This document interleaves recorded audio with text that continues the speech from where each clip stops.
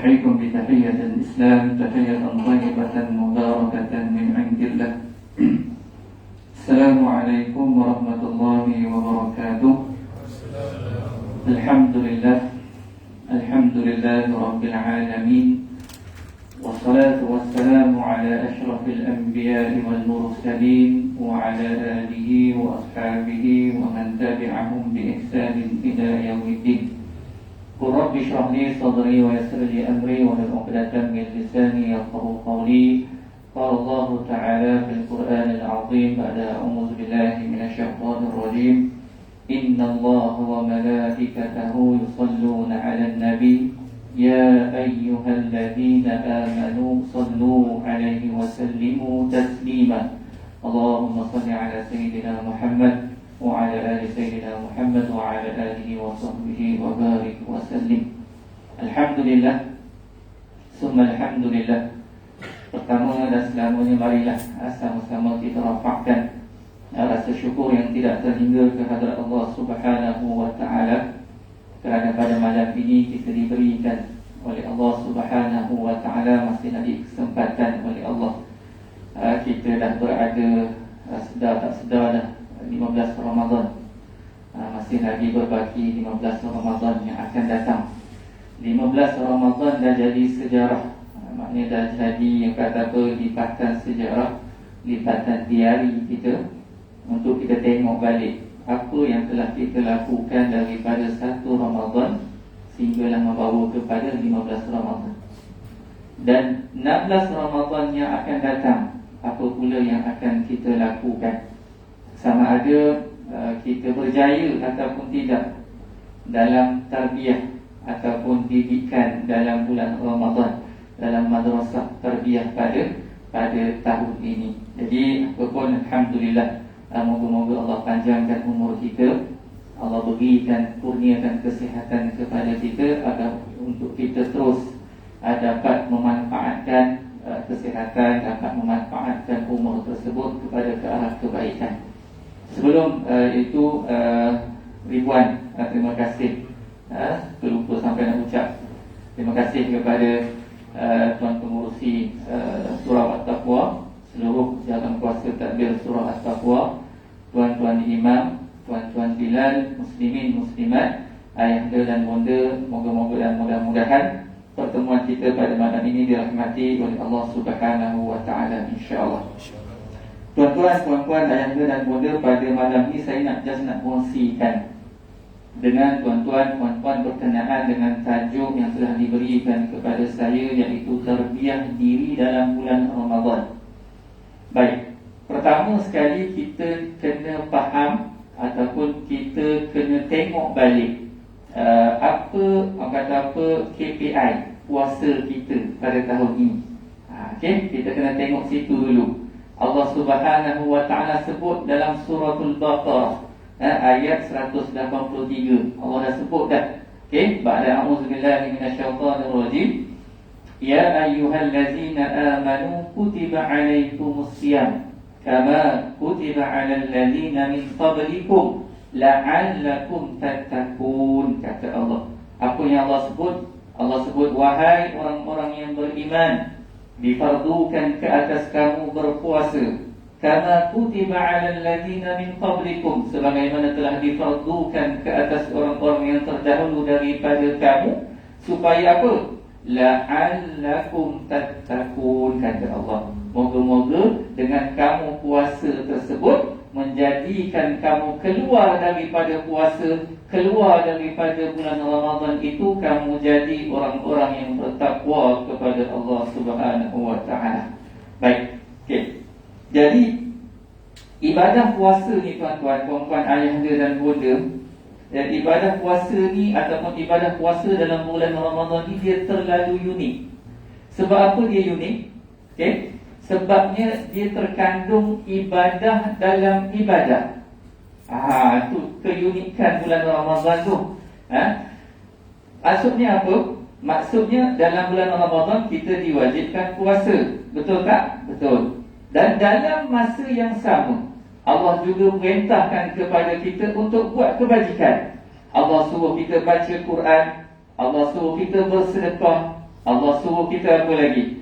Allah suruh kita beri makan kepada orang yang memerlukan, ataupun bagi makan ketika mana iftar. Kemudian apa lagi? Allah suruh kita tinggalkan zon selesa kita untuk berkhidmat kepada orang yang memerlukan, dan pelbagai lagi kebaikan-kebaikan ataupun kebajikan-kebajikan dalam bulan Ramadan.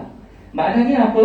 Maknanya bulan Ramadan bukan setakat kita berpuasa semata-mata, tapi bulan Ramadan ini ataupun puasa ini dia suruh kita buat macam-macam lagi kebajikan. Itulah maknanya. Nampak tak secara umumnya bagaimana tarbiyah Ramadan pada diri kita. Maknanya Ramadan ni bukan setakat puasa kita duduk kat rumah, duduk senyap-senyap, tahan lapar, tahan minum, tahan syahwat, apa lagi, tak tengok bukan setakat itu sahaja tarbiyah Ramadan, tapi dia adalah ibadah dalam ibadah. Okey, baik.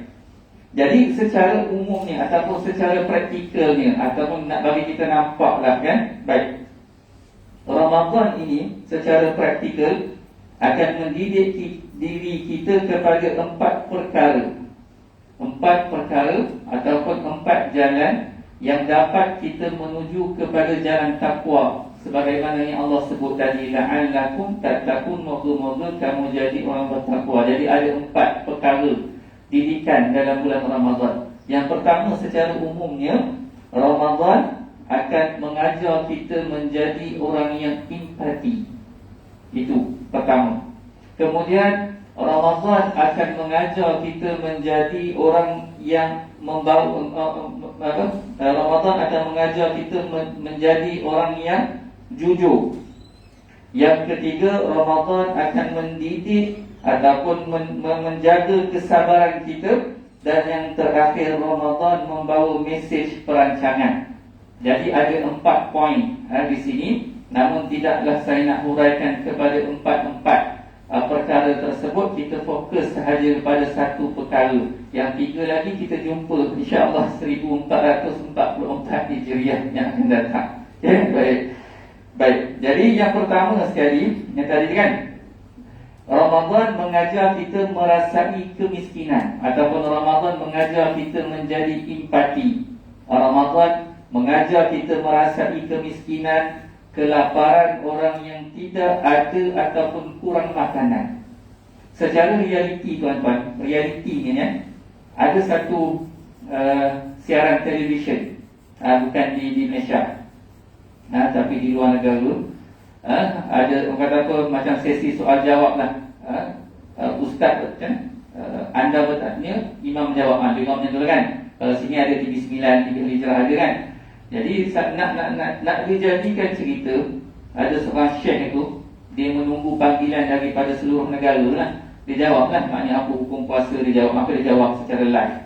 Jadi ada satu panggilan masuk pada waktu itu daripada Somalia, dikatakan daripada Somalia. Okey. Jadi orang Somalia tu tanya kepada syekh tadi persoalan. Dia tanya, apa hukum berpuasa kalau seseorang itu tidak dapat makan sahur dan juga tidak dapat berbuka dengan makanan? Tuan-tuan agaklah apa syekh itu akan jawab. Ya? Apa hukum seseorang yang tidak dapat makan sahur dan tidak dapat berbuka dengan makanan?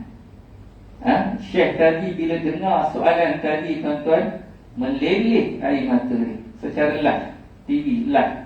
Meleleh air mata dia. Sebab apa dia kata? Soalan ini bukan soal halal ataupun haram. Soalan ini bukan soalan makruh ataupun harus, tetapi soalan ini adalah soalan kemanusiaan. Soalan kemanusiaan. Okey. Jadi bila keadaan macam tu, kita pun akan terfikir, betul ke ataupun ada lagi ke manusia yang hidup pada kurun ke-21 ini masih lagi tak dapat makan? Ada ke? Agak-agak tuan-tuan, puan-puan, ayah dan bunda, ada lagi tak? Kurun 21 manusia masih lagi tak ada makan. Jawapannya ada, tuan-tuan. Ada. Kalau sebelum pandemik COVID-19, sebagai contohlah, jumlahnya mungkin 1,000. Contoh, saya tak boleh nak kata betul-betul 1,000. Contoh 1,000. Lepas pandemik COVID-19 melanda negara, jumlah itu 2 kali ganda, naik 3,000.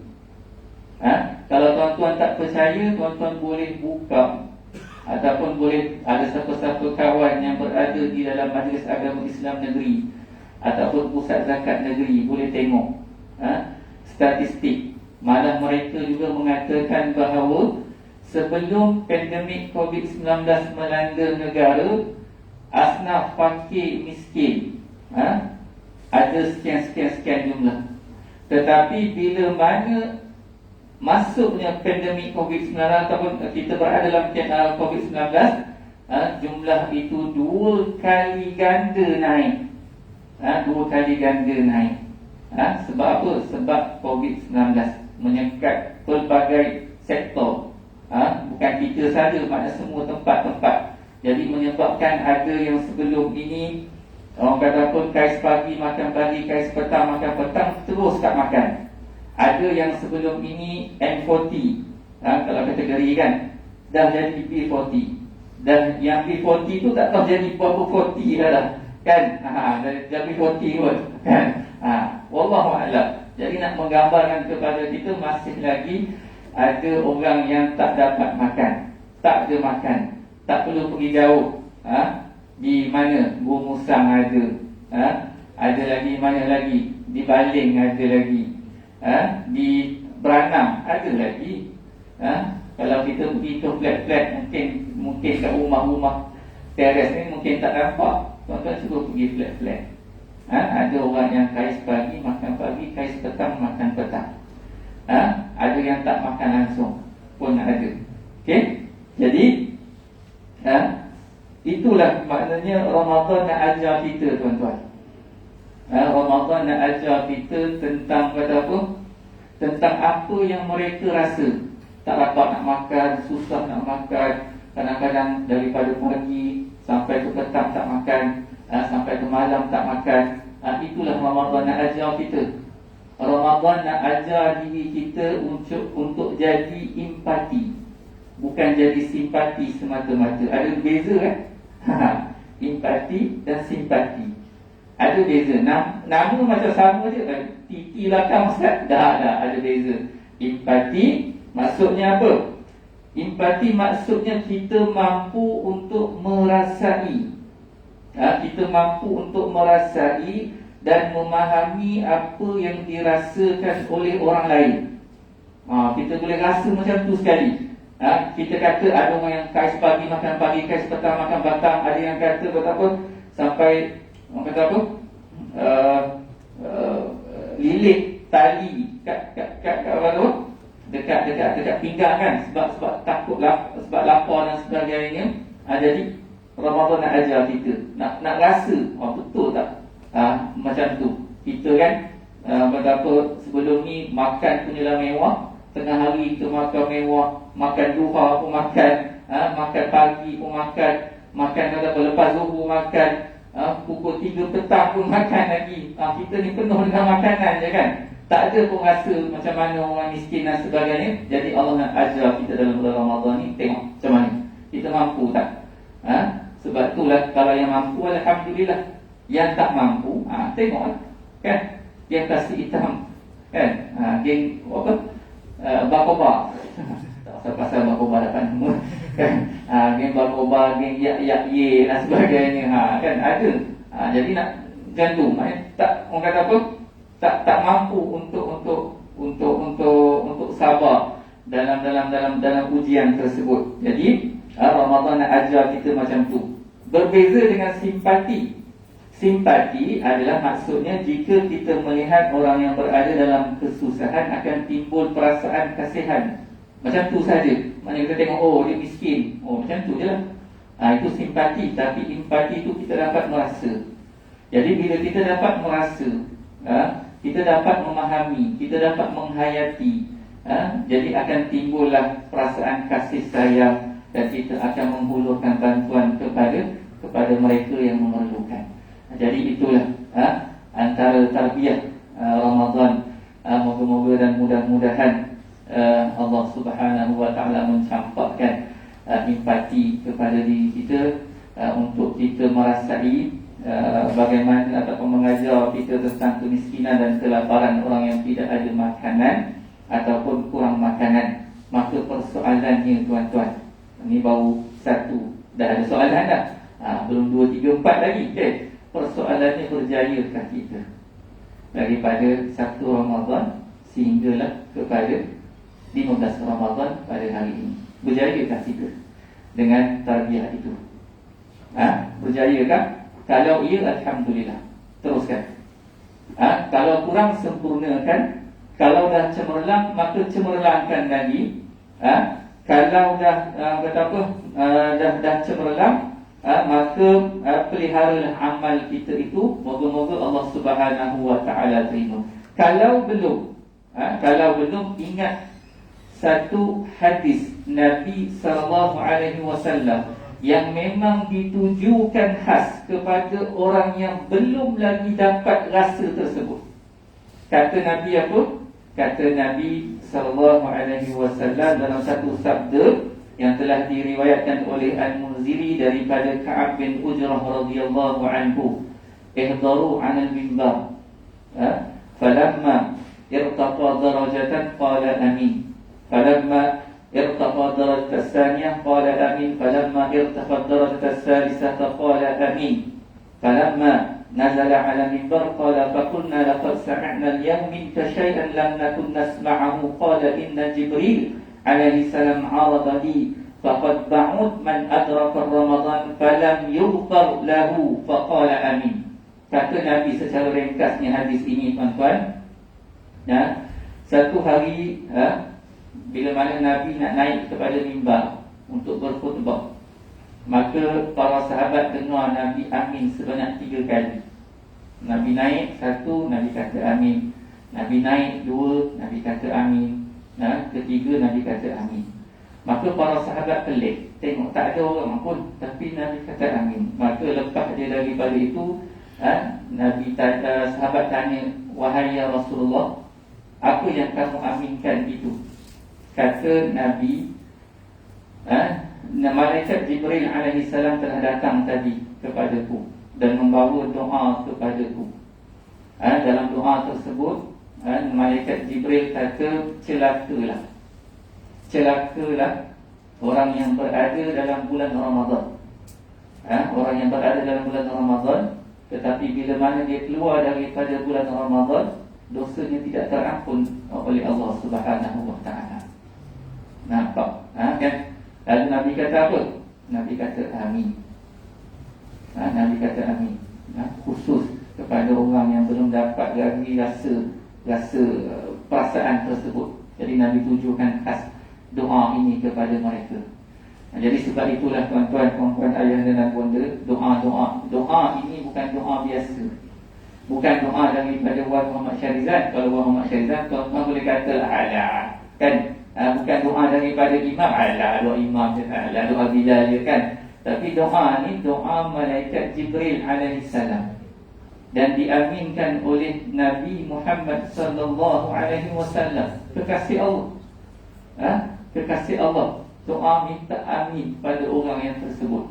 Jadi sebab itulah saya nak ajak diri saya dan diri tuan-tuan, puan-puan, ayah dan bunda, sebab secara akhirnya lah, untuk akhirnya sama-samalah kita minta pada Allah, moga-moga dan mudah-mudahan dengan masa yang berbaki ini, belum terlewat lagi kan. Bukan saya kata kalau kita tak ada rasa pun, rasa tu macam mana ni, ada masa lagi, ada time lagi. Kita ada 16 sehinggalah 30 Ramadan. Maka biarlah kita keluar daripada Ramadan sekurang-kurangnya Allah mengampunkan dosa kita. Cara ni mudah aja. Sebab bulan Ramadan ni bulan yang memang Allah bagi banyak rahmat, Allah bagi banyak pahala, bagi banyak ganjaran. Tuan-tuan puasa sahaja dengan imanan wa ihtisabah, Allah ampunkan dosa. Tuan-tuan bangun saja manqama Ramadan, hidupkan bulan Ramadan tu dengan sedekah, dengan zikir, beri orang makan, bantu orang miskin, bantu orang fakir dan sebagainya, Allah kata apa? Ghufira lahu ma taqaddama min dzambi. Dan kemudian Allah kata apa lagi? Ada satu malam yang memang istimewa, yang kalau dapat malam ini seumpama 1000 bulan. 1000 bulan sama dengan berapa tahun? 83 tahun.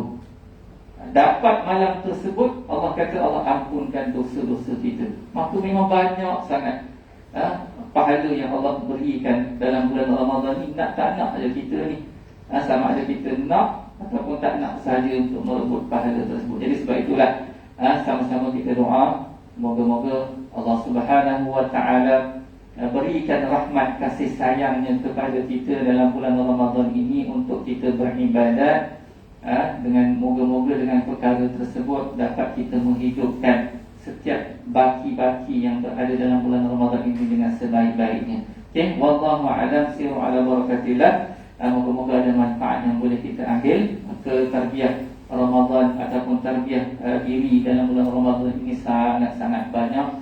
Di antara itulah yang saya tersebutkan tadi. Moga-moga ada manfaat yang boleh kita ambil, insya-Allah. Siru ala barakatillah wa maghfiratillah. Aqulu qawli hadza wa astaghfirullahalazim li wa lakum. Wassalamu alaikum warahmatullahi wabarakatuh.